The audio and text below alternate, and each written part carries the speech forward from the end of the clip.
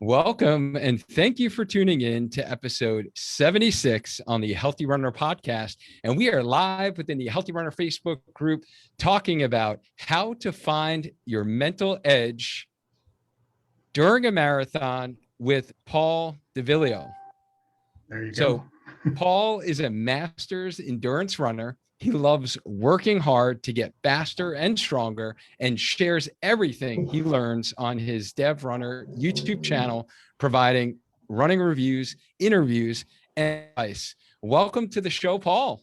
Hey, thank you so much, Dwayne. It's a real pleasure to be here. I've really been looking forward to this. Yeah, I'm excited about it. This is a topic that I know a lot of runners want to know more about and want to improve in this area. So I'm super excited to have you on. So guys, in this episode, Paul is going to talk about mental toughness for running, answer some questions like these. How much of a marathon is mental? What Wow. does it take mentally to run a marathon? How do you mentally prepare for a marathon? How do you push yourself past your limits during a marathon? And how should your training change after turning 50? So for those of you who are here on the Healthy Runner Facebook live stream, can you guys do me a favor and just comment live? Let me know who's here in the comment box. And if you're watching the replay of this, just comment replay. We'll be able to give you a shout out. So also for more information related to this topic, make sure you check out episode 55 on the podcast. We had our very own coaches, Whitney and Coach Kat, talking about the mental side of running. So if this is a topic that interests you, then definitely check out Coach Whitney and Coach Kat's interview that they did when they took over the show and hosted for that episode. So Paul, let's get started with our dynamic warm-up. This is the first question we asked all our guests. So tell us, where are you from and what do you do? Well, currently I live in Charlotte, North Carolina. I am a programmer analyst for the government down here. And let's see, to describe myself beyond that, I would say I'm a pretty much lifelong musician and guitarist, as you can see by what's going on the wall behind me. But strangely enough, I am not a lifelong runner. I did a little bit of cross country in ninth grade, but there was a gap of decades after that where I did not even consider running. But at the age of, I want to say like 41, 42 years old, I was 40 pounds overweight. I was not feeling good on a day-to-day basis. And one day I was at work actually doing exactly this. I was leaning in a little too close to the screen. And I felt a little something in my chest that I did not like. So I took that as sort of the impetus to maybe take control of my own health. And I started walking.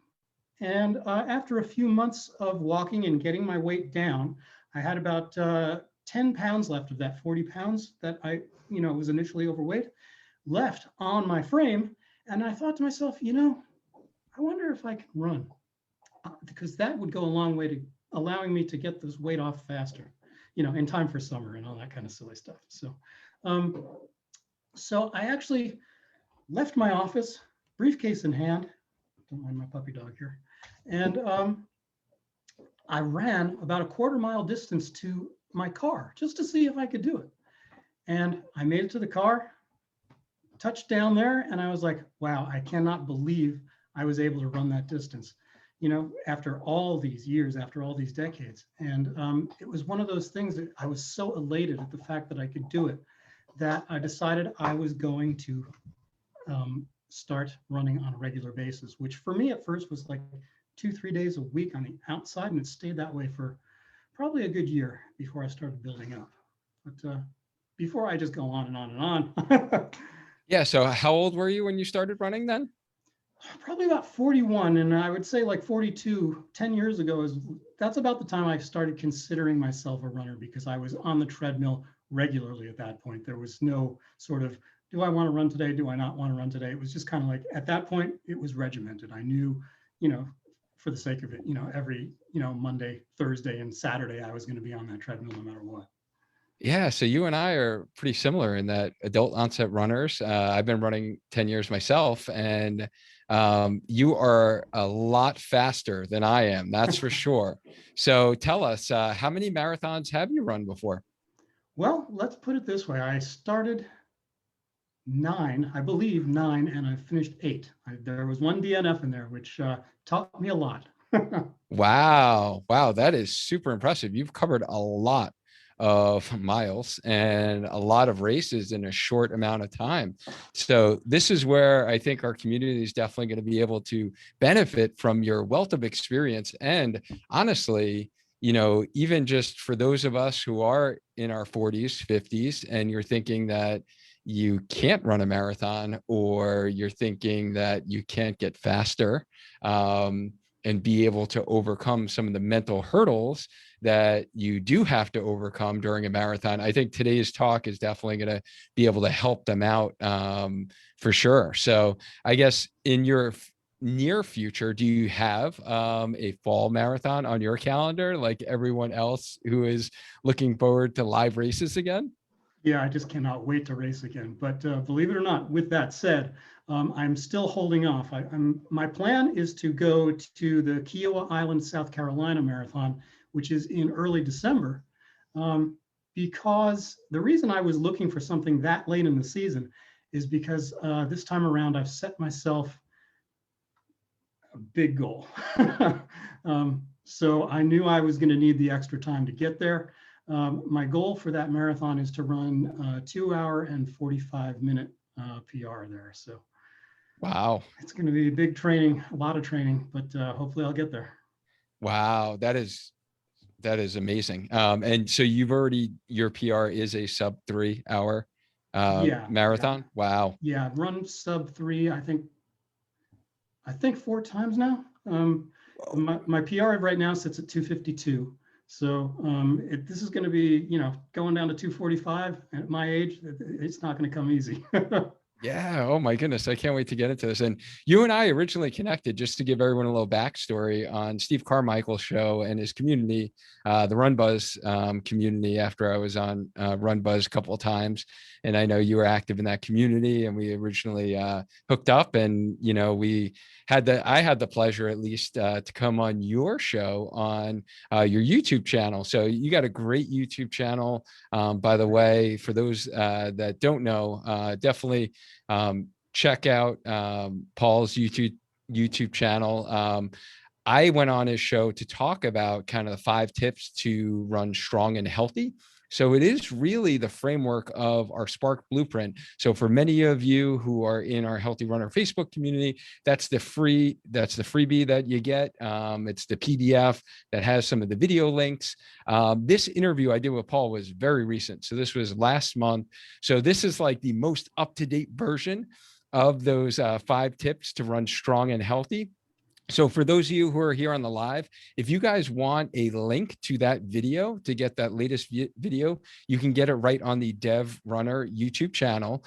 Just type in YouTube into the comment box, and I will send you a direct link right to that video interview that Paul and I chatted about, those 5 tips to run strong and healthy. And while you're over there, honestly, subscribe to Paul's channel, because it's a great channel. I love what he's doing over there, and hit that bell so you can get notified when Paul drops a new video. He puts a lot of hard work and dedication into his videos. So check that out. And I think today's talk is going to be really helpful for you guys as you start to eye out those fall marathons. And I just started working with a bunch of one-on-one clients who are running Chicago, who are running Hartford, in our local area, who are running Boston. So I think this is a topic that I think is going to be extremely important, because it's been a while since runners have run, a live marathon.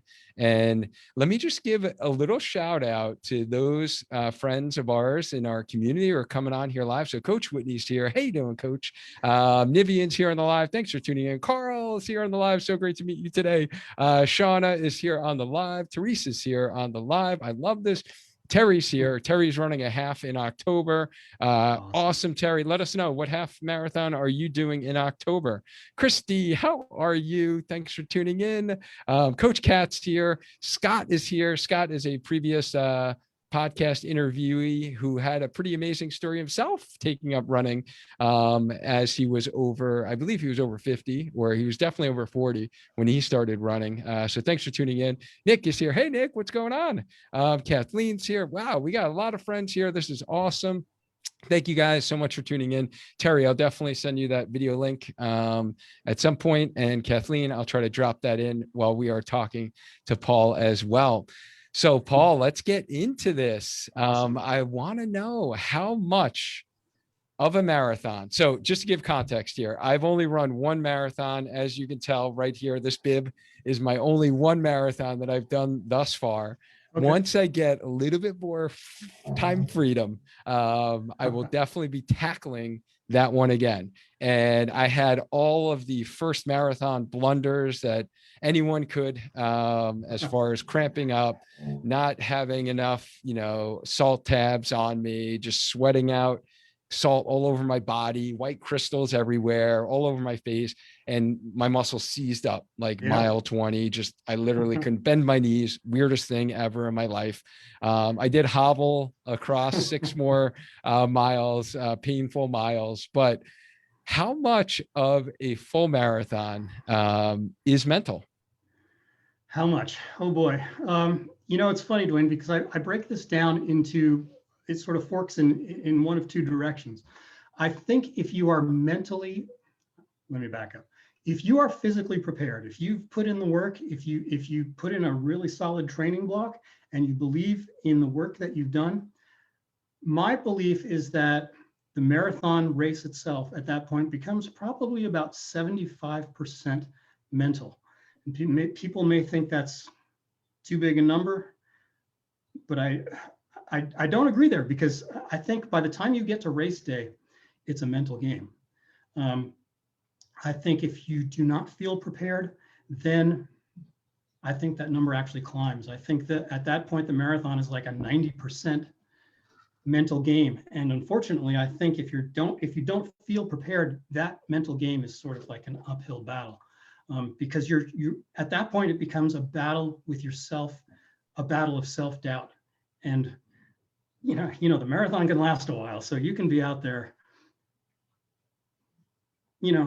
beating yourself up for a long time mentally. So, the big thing, the way I look at the marathon is that there's a very close relationship between the physical and the mental. I think you have to be physically in shape. You have to believe in the training you've done if you're going to be mentally sound enough to run your best possible marathon. All right. So what I took away from that is that, number one, don't underestimate the physical training that you need to do leading up to the actual towing the line for the race.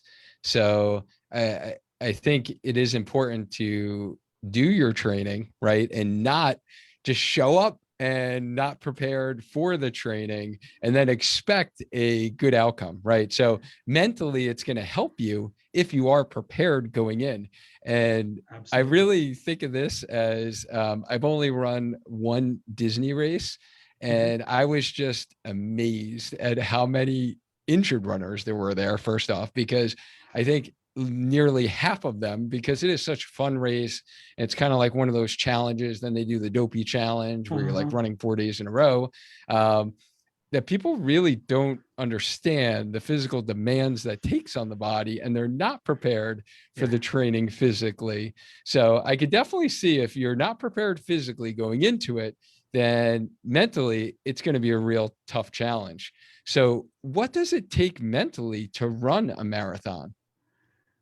Dwayne, the most important thing to me, as far as, what I've learned over the process of going through 9 marathons at this point, is the most important thing for me is focused attention. I think the other secondary thing for me is resolve. You have to go in knowing you're not going to quit no matter what if you're going to be successful. And that, I don't just mean that in the sense of quitting, period, walking off the course. I mean quitting on your plan. If you have the resolve, when you're, despite the butterflies in your stomach at that start line, which everybody of course has, if you just feel it, like it's just like an iron will of, I know I'm going to suffer. That's the name of the game with the marathon, but I'm not going to give up. When it gets tough, I'm going to use a particular toolkit to try to stay on track. But in order to stay on track like that, and in order to see that resolve through, I think focused attention, again, is the most important. Because race day, for me, should really be all about executing a plan. I think if you show up to that start line just kind of hoping for the best, unfortunately, and I don't want to sound too heavy about this, but I think if you just go, if you hit that start line hoping for the best, there's a good chance you can be expecting the worst. You know, and I'm using extremes here just to kind of hammer the point home. You know, I mean, it's a race and it's supposed to be fun, so this is not going to make or break anybody's life, of course. Right. But having some kind of outlined strategies almost, right, going into the race, essentially, that you can pull from your kind of toolbox, right, or your running belt, or your running vest, so to speak, right? Exactly. Like taking the gel out, like you want to have some mental strategies that you're going to be able to pull during different aspects of the race itself. Is that correct? Exactly. Okay. You hit it perfect. Nice. And let me just give a little shout out here. Holland, how are you? Thanks so much for tuning in. I think this might be your first live in our Healthy Runner community. So we do this on a weekly basis. So check out those of you who are new to our community, because last week was a holiday on a Monday. We try to do these on Mondays and we try to keep them consistent. So always check out the events tab within our community to see all the upcoming live interviews that we will be doing. And Terry says he's doing the 2021 Detroit Free Press International. Awesome. If the border's open, in parentheses. So Terry, are you across the border there in Canada? Let us know. And so now, you talked about, I'm sure we're going to get into some strategies that we'll actually do during the race, but how do we, let's talk like pre-race stuff, Paul. So Okay. How do you mentally prepare for the marathon? Okay, now this is a huge question to me because to me, this is what you just asked is the actual answer to how do you be mentally tough during the marathon. It's the whole preamble. It's the whole leading up to that marathon, physically and mentally, that allows you to perform on race day. So the first point I really want to make here is that mental preparation for the race starts on day one of your training cycle. And to go into that a little bit more, I've tried to think of every run as an opportunity for learning and to overcome your predilections to always try to find the easy way out. You know what I mean? Like, oh man, do I really have to go out today? The race is so many months off, or nothing's really going to happen if I don't go out today. But more important than the physical effect that that training day has, what goes on between the ears is really important. What you're doing is training yourself to be mentally tough. Of course, you don't have to go out there today, but you're training yourself. You're saying to yourself, no matter how easy or hard it is to walk away, don't do it. Stick to the regimen. The big thing for me is that I'm trying to find an easy way to say this. You're allowed to not want to do a workout, but you're not allowed to give in to that desire. You know, if you can learn to just go and do it anyway, forget about motivation, forget about willpower. To me, those are very short-lived emotions. If you're going to be an endurance athlete of any kind, I think you have to start to get comfortable with the idea of the grind. Go out there and do it anyway. You know, if you're physically hurting, if you've had a really rough day and something's aching and you're just physically wiped out, of course, call it, get a good night's sleep, have at it the next day. But if it's all about just sort of the mental thing of, man, that was a rough day at the office, I'm sorry, that doesn't cut it. That's just not a good enough excuse, because the thing is, once you get out there and you're running, go slow, but get out there, because I guarantee within a mile or two, you're going to be feeling great and you're going to feel alive again. It's going to just you're going to shed all that heaviness from the workday, or whatever pressures are on you, and again, you're building that mental muscle of getting it out there and working hard, even when you don't want to. Yeah. So, Paul, if I could just interject for a second, because I think many of us can relate to this. I know I definitely can relate to this. So, especially recently, I've had really high workload where I haven't been getting great sleep because, unfortunately, I've been up on my computer till 1 or 2 a.m. and still getting up early and feeling like not great, right? Because obviously I'm not rested, but I really don't want to go for a run. But I'm like, you know what? Even if I do a nice, easy 3, I know I'm going to feel better after. And, it definitely plays a little mental gymnastics in my head where I'm like, well, you know what? I really don't feel like going. But if I do go, I'm always going to feel better after. And you always do. And even Exactly. like this morning, my girls actually had their first big like tournament since all of COVID happened. So they both play volleyball, and we were at Mohegan Sun in the casino literally for 12 hours straight on Saturday. My wife and I were watching volleyball Wow. because, of course, they weren't in the same time block. It was like older one was in the morning, starting at 7:30 Saturday, and then the younger one went till 8 p.m. on Saturday, and then they flip-flopped on Sunday, where the Of younger course. one and then the older one, they were closing down Mohegan at 5:30, so it was like 20 hours of volleyball, and we're getting stiff sitting there, standing, trying to get up. This morning, like, I didn't want to go for a run, and my body was like, and I didn't get any rest this weekend, so I didn't get to recharge over the weekend. But I was like, you know what, I know if I'm going to go for my run, get my strength training in, I know I'm going to feel better, I'm going to be more productive, start my work day. And that's what happened. So I think we can all relate to being there where you get up and you're like, I don't really feel like doing this. But then I always tell myself, like, think about that feeling you have after you've completed it. And even if it wasn't the best run in the world, it wasn't the best workout, like I say, done is done, right? So you got it done. And I think that's what you're talking about, like the grind and like Exactly. embracing it and getting that training in and getting it done. Exactly. You're not going to enjoy every run. Nobody does. There's not anybody out there. The elites don't go out there. The difference between us mere mortals and the elites is not the fact that they love every moment of running and we'd rather be, doing something else. That's not it at all. It's the fact that they've learned to just say, it doesn't matter if I want to be out here. If I want to perform at my best, I'm going to be out here. So, Right. Right. and those days when everything just clicks and it's easy and you're loving it and your stride's right there and you're flying effortlessly, of course, enjoy those days. Just, remember those days, because there's going to be a lot more days where you're just doing it because you have to. So, it's building that mental habit of just doing it anyway.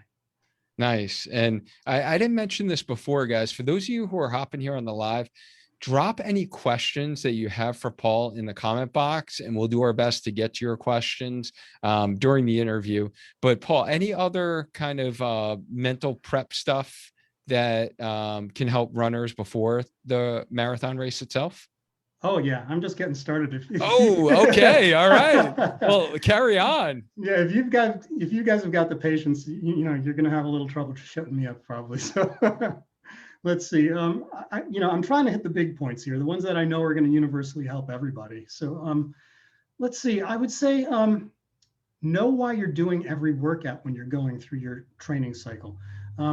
Because if you know you're going out to do your long run because it's going to help your aerobic capacity, because it's going to, the endless list of things that it helps. If you know why you're doing your tempo run days, if you know why you're doing your track days, that helps to build confidence.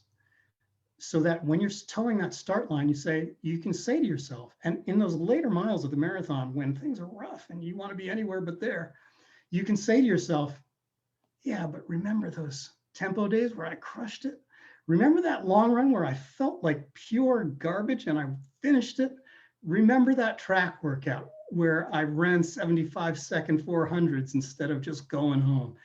That's the stuff that's going to see you through when you hit mile 20 and you just do not want to be where you are, and just to keep moving.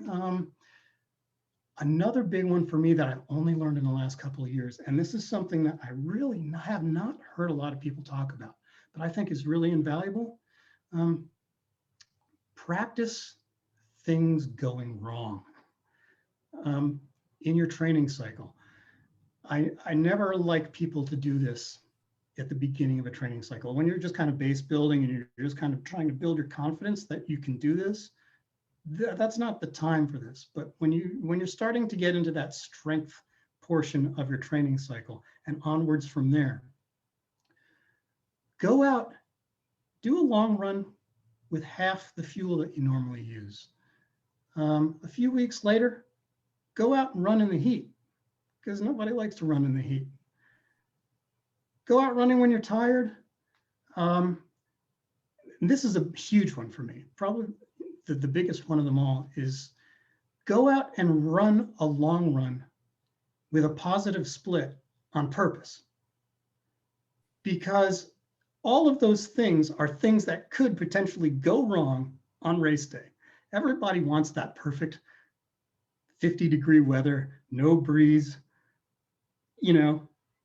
everybody magically parts like the sea when you're coming through and nobody's in your way. That never happens. I can tell everybody that right now. But if you've practiced everything, not everything, nobody can practice everything that could possibly go wrong.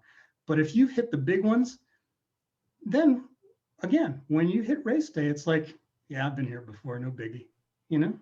Once again, you've got that confidence. You're saying mentally positive things to yourself in those late stages when it's hard, instead of going, oh God, this hurts, I just want to go home. That stuff, you're less likely to think that way when you've done this before. Yeah, that's interesting, Paul, because I really have never heard someone describe it in that fashion, to almost like intentionally go out and practice doing the wrong thing, because I think those just happen to us when we don't mean for it to happen, right? They just have those days. Like I literally had 2 of those examples in the last 4 weeks of my long runs. So in terms of nutrition wise, and then in terms of heat. And that was me like 3 weeks ago here. It was like 90 something degrees. Haven't run in heat at all, because I usually run at 5 or 6 a.m. And I didn't go out on the weekend till like 10 a.m. because I was sitting there on my computer and couldn't get away from work. And I definitely hit that like heat wall. And I think everyone in Connecticut could relate this weekend, for those of you who did your long runs later.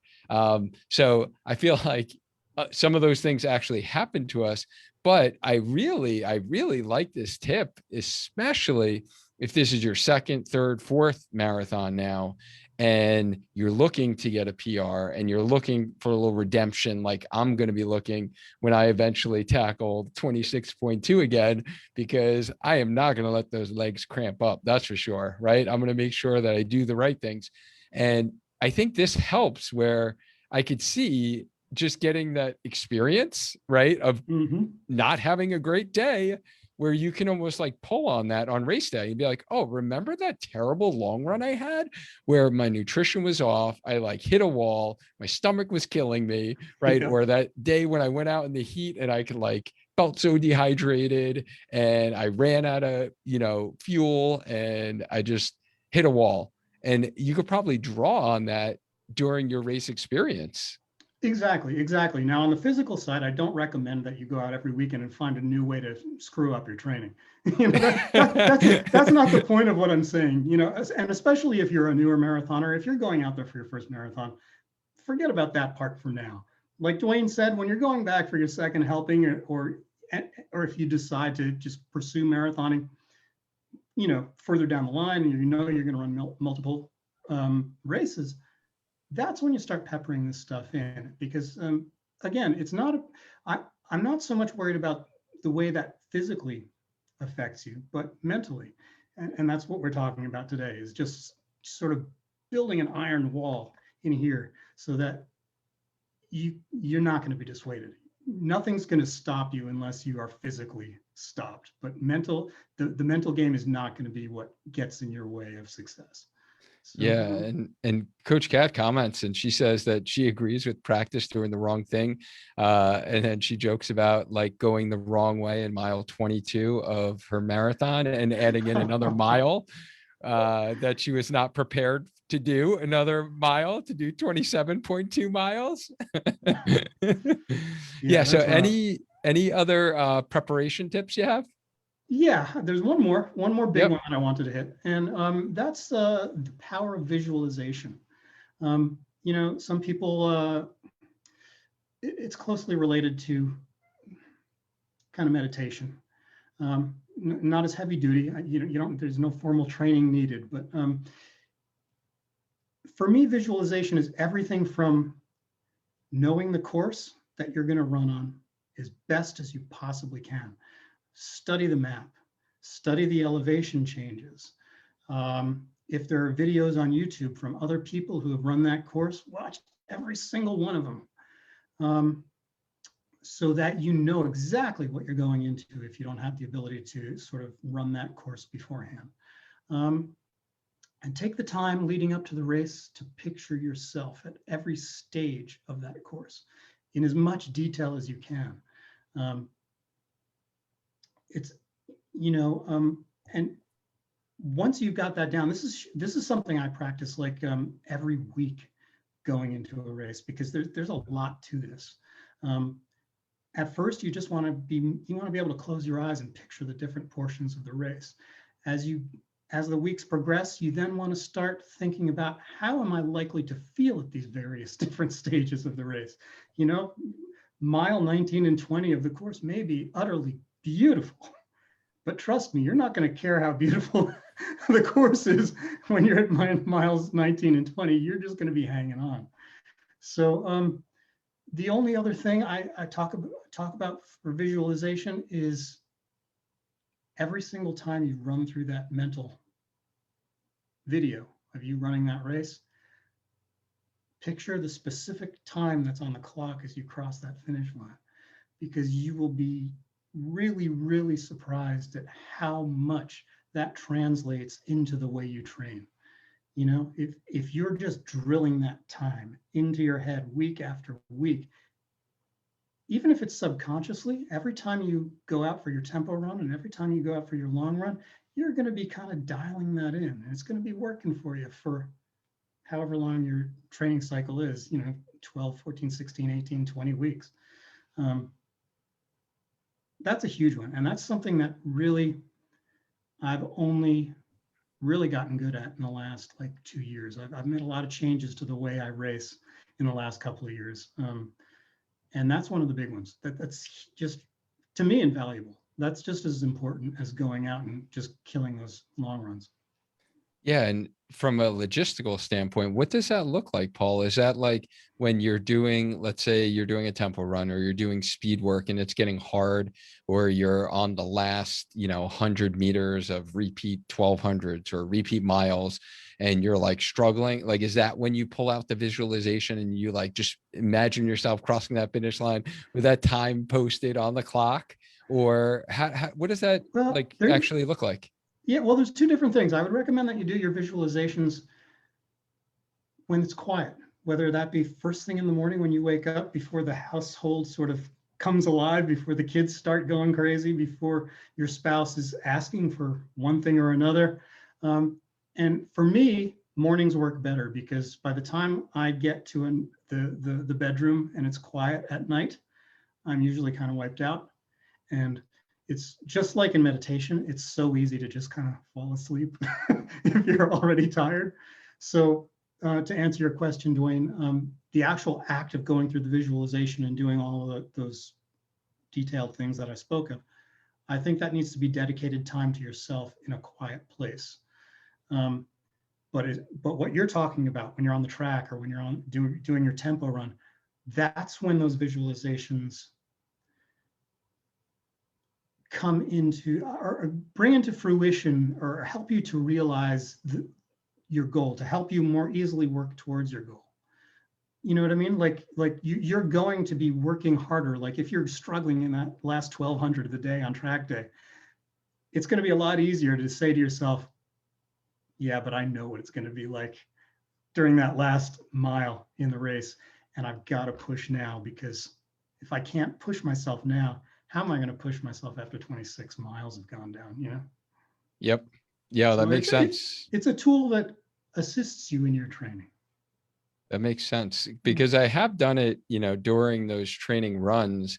And I do think that helps, but I've never honestly dedicated that one-on-one time, like first thing in the morning, to this practice. But I think I might have to start, right? I think I might have to. Yeah, yeah, no, thank you. I think that's very, very good tips. And the other thing that you had mentioned was the courses. And I think that could be helpful for a lot of novice runners in our community, is because I know I've done the mistake of not checking out the course before a race okay. until you actually get on the course and you're running the race and you think that uphill, that every uphill there's a downhill, and that uphill keeps going uphill for like 2 or 3 miles, and you're like, are you joking right now? So for those local in Connecticut, that was for me at the Danbury half marathon, where I couldn't believe that it was like literally a steady climb for 2 or 3 miles at, I think, around mile 9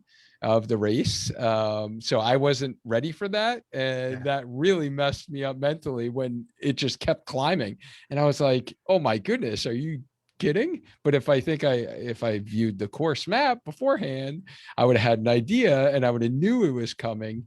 So I think exactly. that could be definitely helpful, for those new runners out there, or if you might be running your first marathon this fall, definitely check out the course map, like Paul said, and definitely check out any other YouTube videos that are out there on the actual course itself. I think that could be super helpful and honestly ease a little anxiety, right? Because you know what's Absolutely. coming. And like for me, I always draw on, I'm the type of like type A runner, Paul, where I do run pretty much same route, most of the time. Yeah, yeah, And so for me, it's, I always know where my landmarks are, right? This is half mile from my house, 1 mile, 2 miles from my exactly. house. So I'm always thinking when I'm in a race, I'm like, oh, this is like literally me running from CVS back home. And I try to like visualize like how easy is that when I'm running from CVS back home, Yep, right? And yep. kind of putting myself in that state.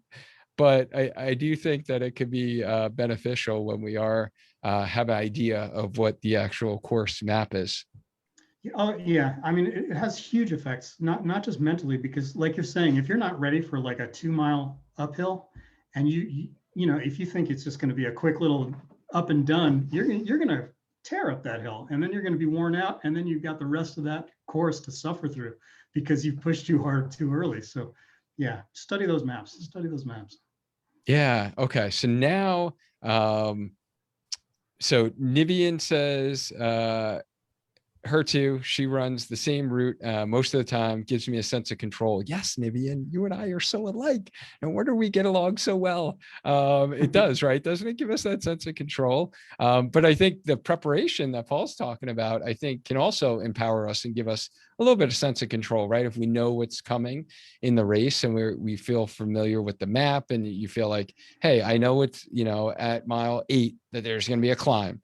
And I know I have to be like ready for that, right? So you have to be Exactly. ready for your hydration, your fuel, and mentally ready for that little climb there.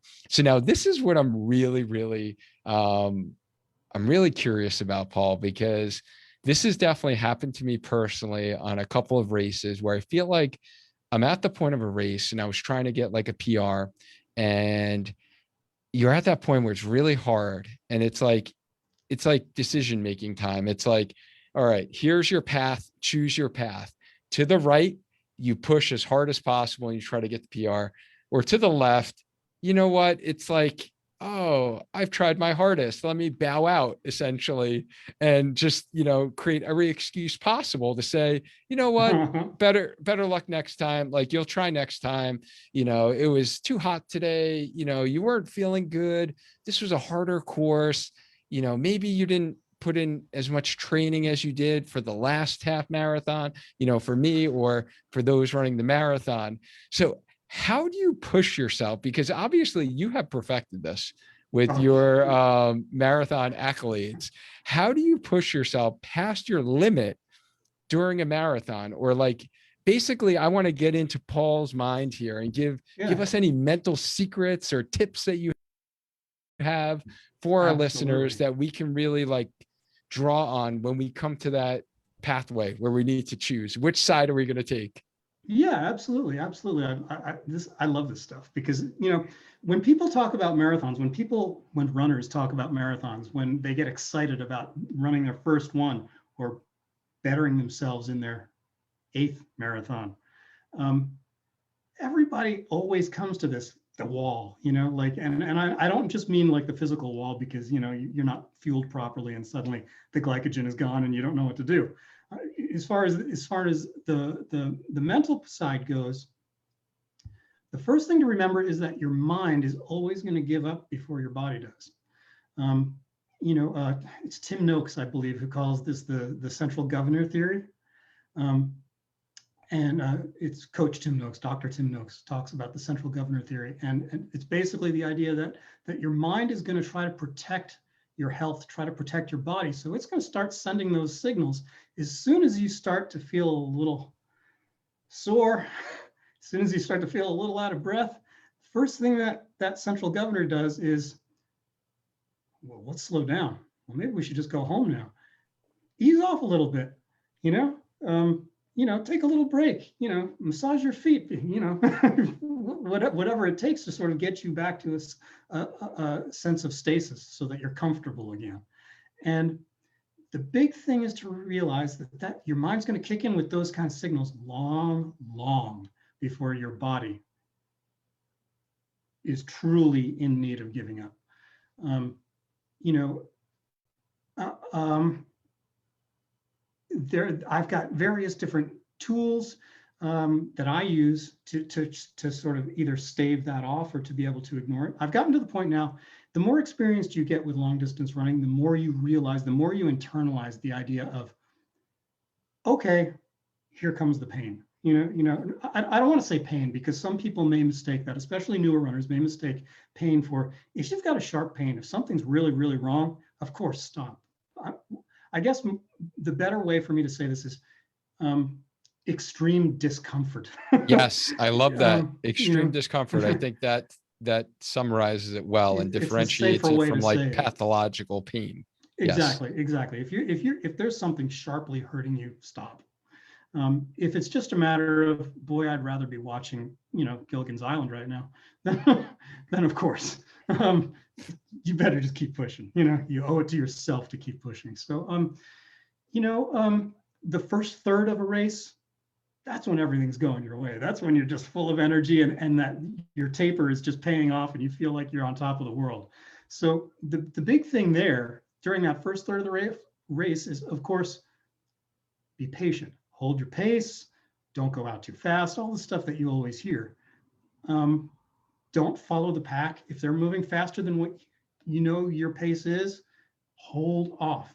There's no such thing as banking time. So, and I know I'm kind of going off of the mental thing right now, but I just kind of want to break a race down.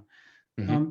By the time you get to the middle third, you're going to start feeling the effort, and this is what we're talking about. This is when the central governor is. You're going to hear from your central governor probably somewhere around mile 13 or so. It's going to start telling you, all right, isn't that long enough? You've proven your point. Let's go home now.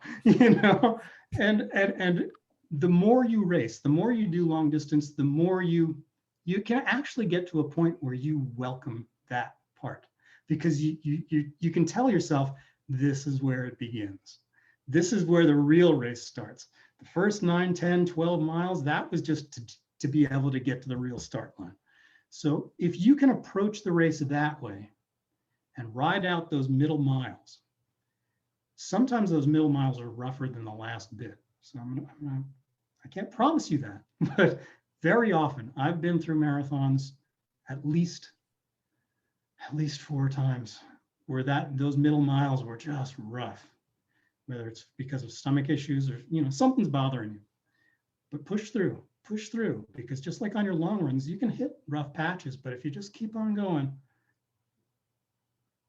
it might get easier in that last bit. So by the time you hit that last third of the race, like I said, that's where the real race begins. So now I kind of want to go through the different mental tools in the tool belt that will help you to get through those rough miles at the end there. You know, assuming you've fueled well and that's not the issue, there's no avoiding the muscle fatigue. You know, so if you've got some checklists in your mind that, and just rolling through that mental Rolodex of these different checklists can help you get through those miles, whether you're going through the checklist of maintaining proper form, that's going to help you finish that race faster with less risk of injury. So if you're, you know, if you're rolling through the idea of keep your head up, keep your shoulders down and relaxed, keep your chest out, run tall, you know, paw off with your feet, make sure you're, really working those hips, nice big stride. Don't start shortening those steps. Every couple of miles, remind yourself, go through that whole checklist, make sure everything's working the way you want it to be. Maintaining your pace. Check your pace at least every mile. Make sure you're staying somewhere close. You know, don't let it drift, especially in those later miles. Everything in your body is going to say, slow down. You'll feel so much better if you just slow down. Go through your checklist for fueling and hydrating. Don't forget to hit that gel. Don't forget to take that sip, because that will also catch up with you in those later miles if you don't keep up with it from the beginning of the race. So checklists, that's a big thing for me. You know, it distracts your mind when things are getting tough out there. Acknowledge the fact that you want to stop or slow down. For me, if you try to fight that, if you keep telling yourself, no, I don't want to slow down. No, I really don't feel bad. You're just kind of, you're playing a game that you're going to lose. Acknowledge the fact, be comfortable with the fact that you really, really want to stop right now, you know? But again, you just refuse to. Know that your mind is telling you it's a good idea to stop right now, but your body's got plenty left.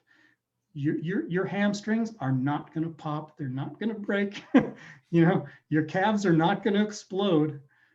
They may feel like they're going to, but you've got plenty of miles left in you before you're really in any kind of danger of serious physical damage. Unless, of course, as we said earlier, you really do feel sharp pain. Then everything I'm saying is out the window at that point.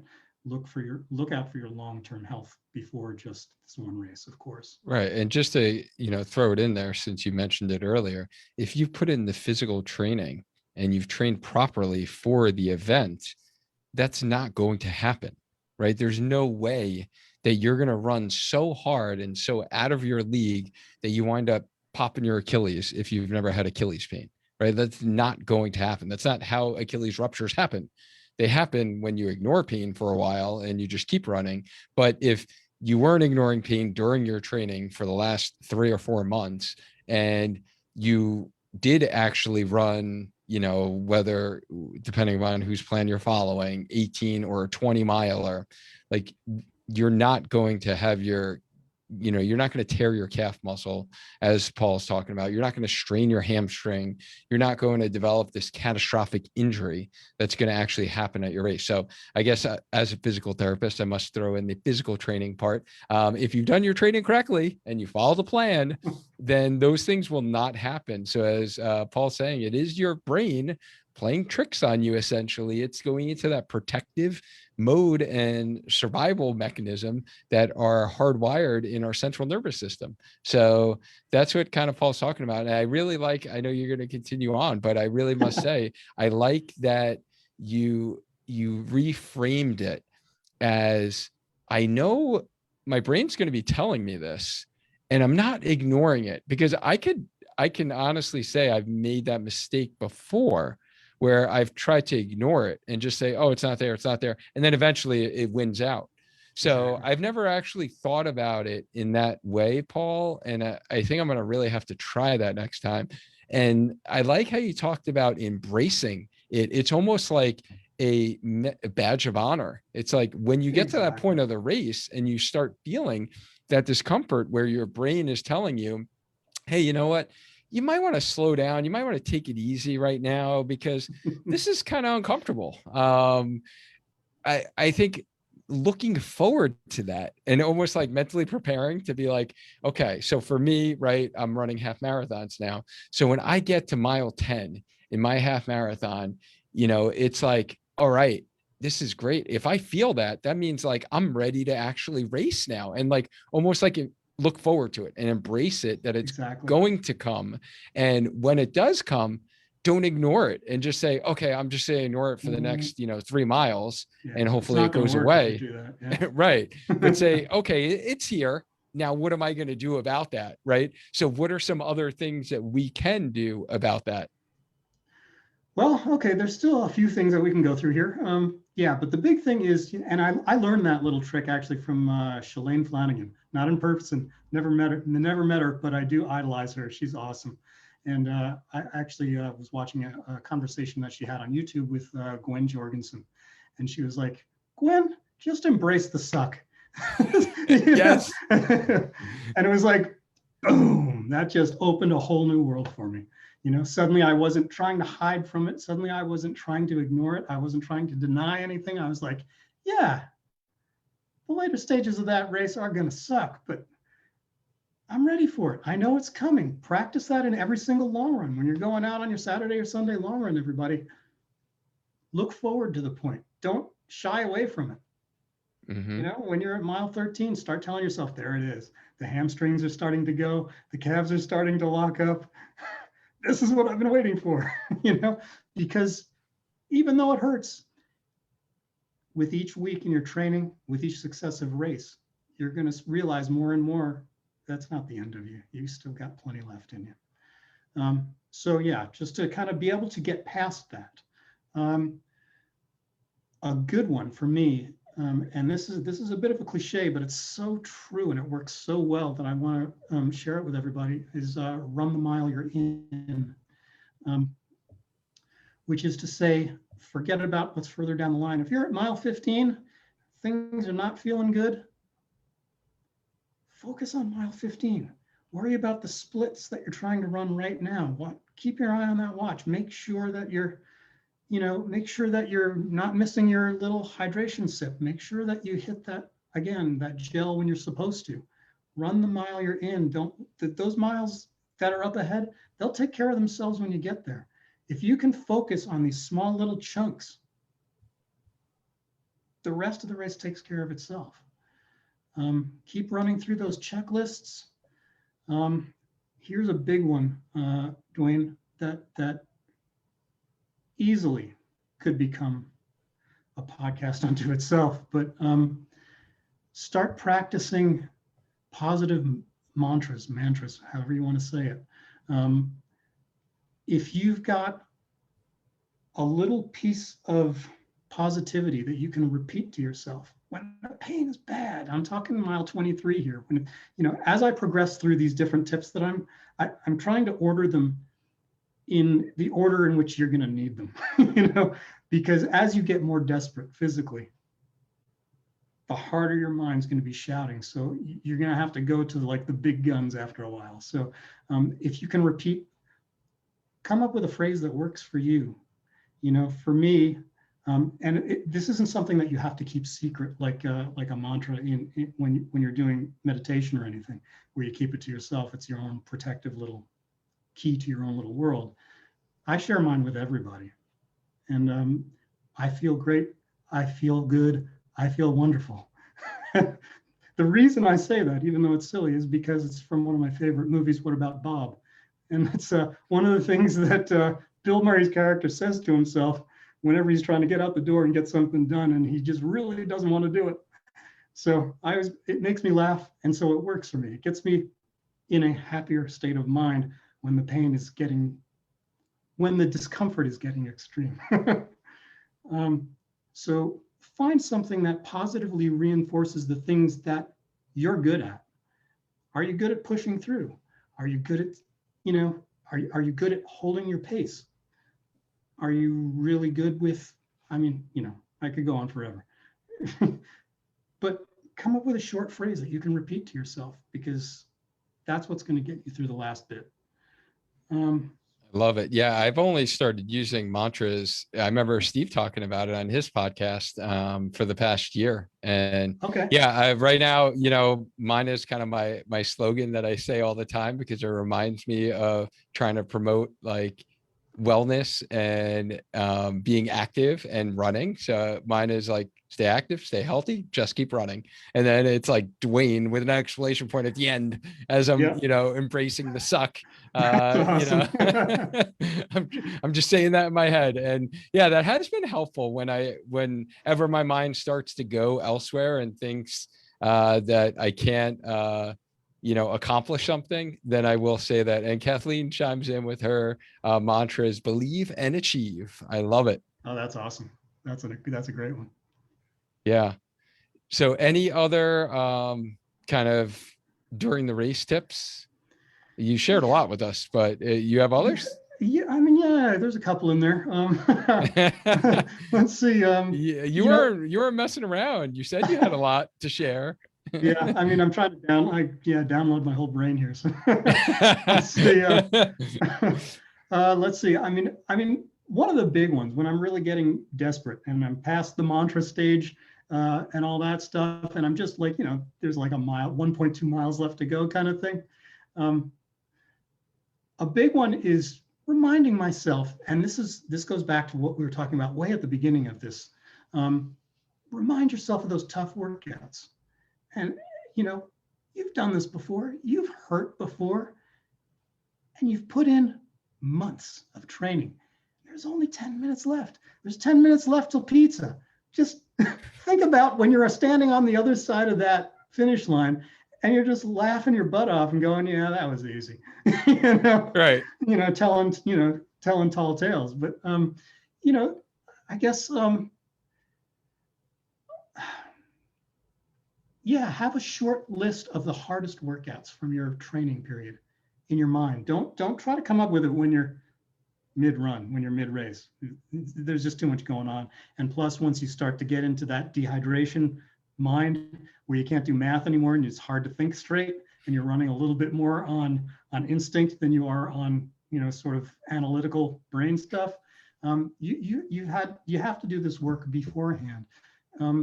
Remember, come up with a short list of your 3, 5, maybe hardest workouts, and this way you can refer back to that, and you can say, yeah, I've been here before. And as an extension of that, you can also draw on that just to say, did I do all those workouts, literally hundreds of workouts, months, weeks of workouts? Did I go out there and bust my butt to give up now? No way. No way. Come on, legs, we're going. And just get it done. Just get it done. Pain is temporary, pride is forever. That's another one of those things I can throw out there. Like I said, one of my favorites is 10 minutes till pizza. Just keep pushing. Just keep pushing. I know. I'm typing these in the comment box because I don't want to forget these. This is awesome. 10 minutes to pizza, 10 minutes to beer, right? Exactly. Whatever your post race beverages of choice. So before we kind of get into our final stretch, I think this will also be helpful for runners in our community. Paul, is you have jumped over the hurdle of age 50, right? That you've shared. Yes, So sir. how has your personal training changed since you have turned 50? Well, there's the big one, of course, is I give myself more recovery time after the harder workouts. Does that mean days off, recovery days, or easy running after those, where maybe you didn't run as easy after those hard workout effort sessions? Exactly. Anybody who's not familiar with a gentleman named Seth D'Amore, he's a huge YouTuber. He's an ultra runner, a road runner too, for that matter. Who he won, I believe he won Pikes Peak last year. an amazingly friendly guy, a great guy. Go to his YouTube channel as well. Check him out. But a big thing that I've learned in the last couple of years from him is take those easy days easy. I used to be somewhat prideful, excuse me, somewhat prideful about my easy days. Oh yeah, my easy days, I run my easy days at 7:45 pace. Yeah, well, what am I proving to anybody? You know what I mean? I'm sitting here pumping myself up maybe. Nobody else is impressed. Nobody else cares. But what that's doing, especially at my age now, is it's preventing me from hitting my next workout hard. You know, slow right down. There's nothing to prove on those easy days. Get in those miles, work your legs, keep those muscles limber, keep everything ready to go. Take it slow. Take it slow. Go real slow. The only thing I would say is don't go so slow that you're not holding proper form anymore. You know, Right. don't Right. let it turn into a shuffle out there. But No, you right. want to be running with proper form, but take it easy. But that's what I mean by more recovery at my age. I still run 7 days a week, but yeah, my hard days are hard, and my easy days are way easy. Okay. Yeah. And I Yeah, would say that's actually one of the biggest things that I have to educate and coach my clients on is those easy runs. You know, you have to, it's probably, again, if you guys are listening to the podcast here, it's probably one of the biggest mistakes novice runners make is that they are running their easy runs too fast. And you're essentially almost running every run a tempo run or a tempo pace or close to it. yeah, So again, as Paul highlighted, easy, fast, right? You need that variability in your training in order to cause the physiologic adaptations that occur with running. exactly. Otherwise, you tend to find that the first thing you'll start to notice about your workouts is you're not hitting those times on your tempo days, on your track days, and everything just kind of turns into this gray where every day is kind of the same. Even when you're trying to push harder, you can't because you're too tired. Yeah, I mean, the other thing, the big thing for me is maybe for some people a little bit counterintuitive. The older I get, the more I hit weight training. Try to keep those testosterone levels high enough that I can continue to perform into a more mature age. So it makes me less injury prone and makes it a lot easier to hit those times on those tougher workout days too. So I can't recommend weight training enough. Minimum. And it also, I need to add in there, it also protects your tendons as we age, because we all know the common Achilles tendinopathy and even plantar fasciitis, even though it isn't truly a tendon, it behaves similar to Achilles. And we also have the hamstring tendon issues that's very common as we age with runners. So yeah, that's strength training. If you guys have listened to any other episode, you know how big I am on strength training and how it's a core pillar of our system and our how we stay healthy as runners. So I'm glad to see that you have seen the benefits, not only at staying healthy, but also helping your performance as we age. Absolutely. And it's one of those things, Dwayne, where the first 5 years of my running career, I would do weight training workouts occasionally. You know, I would do core workouts occasionally. I was all about running. I wanted to be a runner, so I would mostly just run.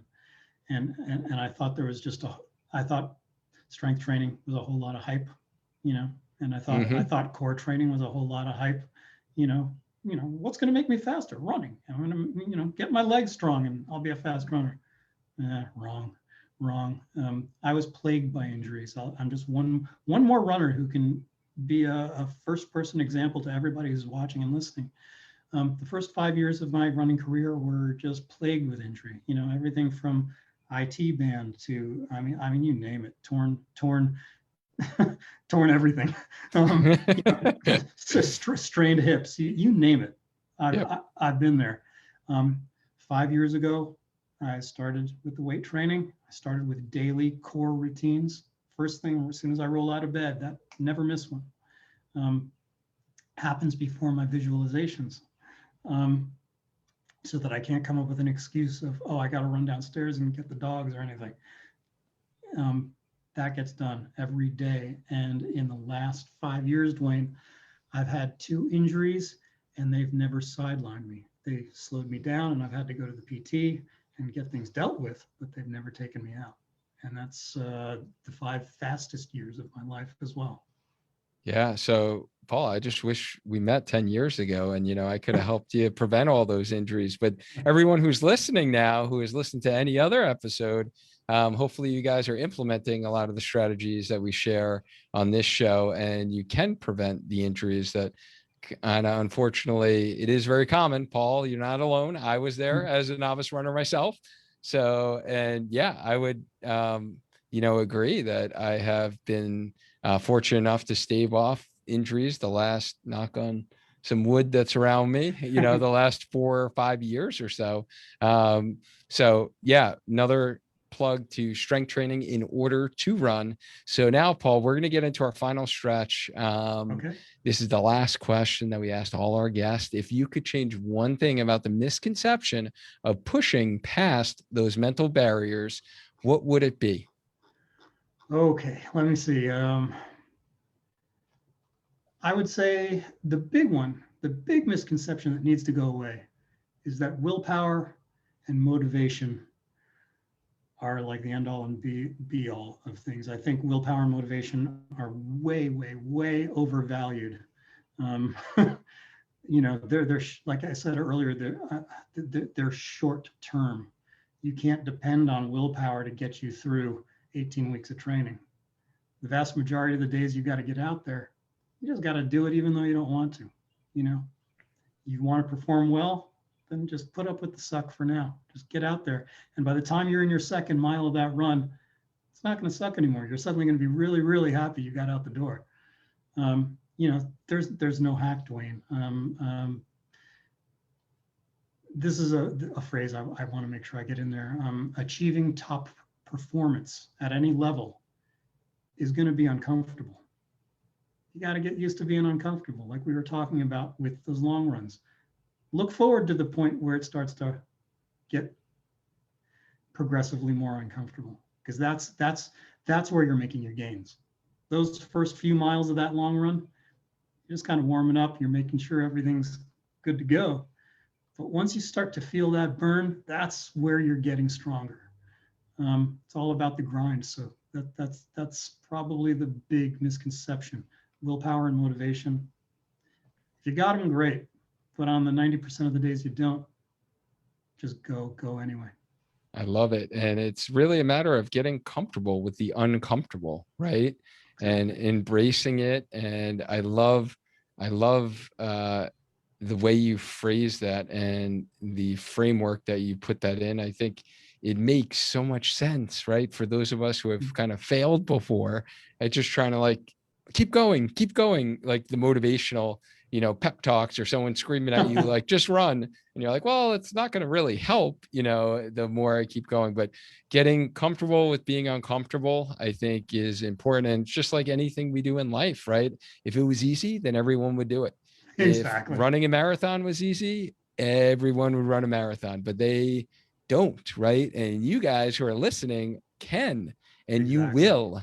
And I think implementing many of the strategies that Paul talked about during this chat, I think can really help you and really change a little bit of your outlook on how you look at this mental gymnastics, as I call it, right? That you do inside your head during the race. So yeah, thank you so much, Paul. I'm sure there's going to be many runners in our community who learned something today and would love to learn more. Where can our Healthy Runner community connect with you? There are a few places. The main thing, my passion project is my YouTube channel. So if you just go to youtube.com/devrunner, you'll find me. The other place where I update fairly constantly is Instagram. On Instagram, I am at the DevRunner, TheDevrunner. You can also find me on Strava But on Strava, I go by my real name, which is Paul Devillo. So if you search Pauldevillo, you'll find me there. You'll get to see my daily workouts. You'll get to see how slow I go on those slow days, and how fast I try to go on those fast days. So I'd love to see you there. I'd love to check out and share workouts with each other. So yeah, the more people who join my journey, the merrier. I'm happy to have you all here. Yeah, guys, those of you who are here on the Facebook Live, let me know if this was helpful. Type in helpful into the comment box. If you took away a golden nugget or two from Paul, I know I took many away.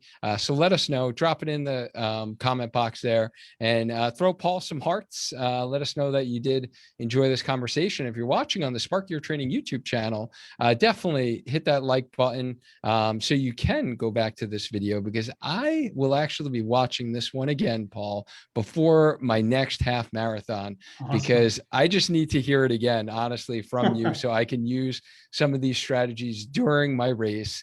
I think that was my favorite part about this chat, was the actionable strategies that you shared. And honestly, even the preparation that you talked about before the race, that a lot of it happens before the race, and you need to do. Yeah, so I will definitely be checking that out. So thank you all for tuning in to the Facebook Live, or watching on YouTube, or listening on the Healthy Runner podcast. I appreciate you guys tuning in, and we appreciate all of those listeners and ratings and reviews that you've been doing on the podcast. We're over 100 rating and reviews on Apple Podcasts, and I greatly appreciate that.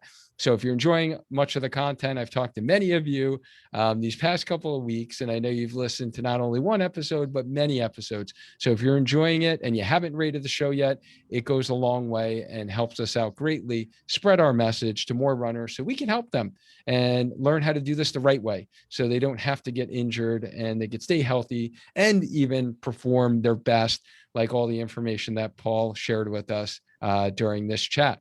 Remember, every week we go live within the Healthy Runner Facebook group. So just check out the events tab within our group, and you will see all the guests that we have lined up for you, as well as the topics. Next week, we have a topic of fueling and hydration for summer races with registered dietitian Kayla Slater. So I'm super pumped about that. Kayla shares some great content on social media, and I know she's going to be able to share some great content with you. So Paul, thank you so much again. This was great connecting again, and I appreciate you taking the time out of your day to come on. I'll tell you what, Dwayne, I really appreciate you having me here. I appreciate the opportunity to share whatever I happen to know, so that others can perform better and enjoy their racing careers better. So again, thank you, Dwayne. It was a real pleasure to be here. Yeah, and thank you. And as always, guys, stay active, stay healthy, just keep running. Until next time.